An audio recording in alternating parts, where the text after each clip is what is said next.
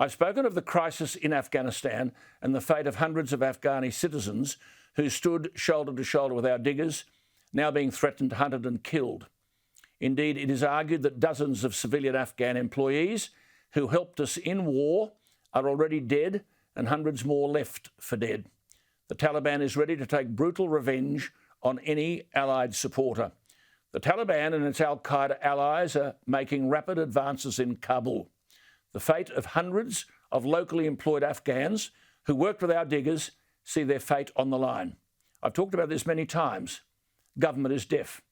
These Afghanis are targets for retribution and revenge by murderous Islamist terrorists because democratically minded Afghanis are regarded by the murderous Islamist terrorists as being guilty of helping the infidel enemy.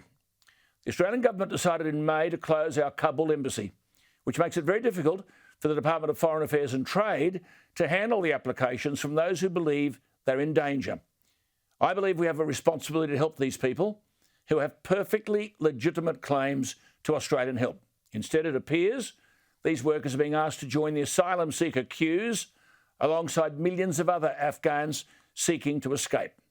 One of these workers who assisted our diggers made special application and received a reply from the Department of Foreign Affairs and Trade, quote, "The Australian Minister for Foreign Affairs and Trade has considered your application. Unfortunately, you're not eligible for certification under this visa policy as you are not considered an employee of one of the Australian government agencies identified in the legislative instrument," unquote. Note the language. The person most probably wasn't an employee, but a subcontractor. It doesn't matter. He was working for us. And this rejection was sent to an applicant, 15 of whose colleagues had reportedly already been murdered. The rejection is a death warrant for people who worked on projects critical to our counter-insurgency campaign at the height of Australia's involvement. Are we leaving them to be slaughtered? Reports of a note from a Taliban commander to one such Australian loyalist declared that the Taliban, quote, was aware of the man's work for a long time with infidel enemies of the Islamic Emirate of Afghanistan as an interpreter and a slave. Await your death very soon.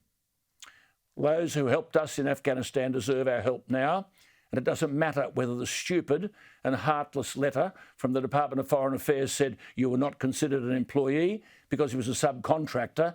The Taliban don't worry about such niceties.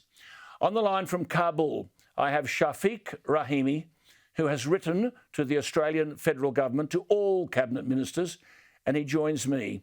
Shafiq, firstly, our thoughts are with you. Did you and 150 of your fellow Afghans work for security companies employed by our embassy? Thanks, Mr. Kay. Good to chat with you. Yes, exactly. From 2010, 11th November, from 1st of November, that we joined at first Heart Australian security company up to 2016. And that time we were interpreting and also guarding. And after 2016, we got another security company of Aegis and Gala till 2021, 15 June. Then we finished and they closed the embassy. Now, just a couple of things. Can I just ask you? You provided, these are really yes/no things. You provided translating services to Australian diplomats so they could communicate with Afghan people. That's right, isn't it? Yeah, exactly. That we were interpreting for diplomats and SSGCs, that they were Australian security officers, and also Nepalese, and we were interpreting between other Afghans who were working, who were constructors.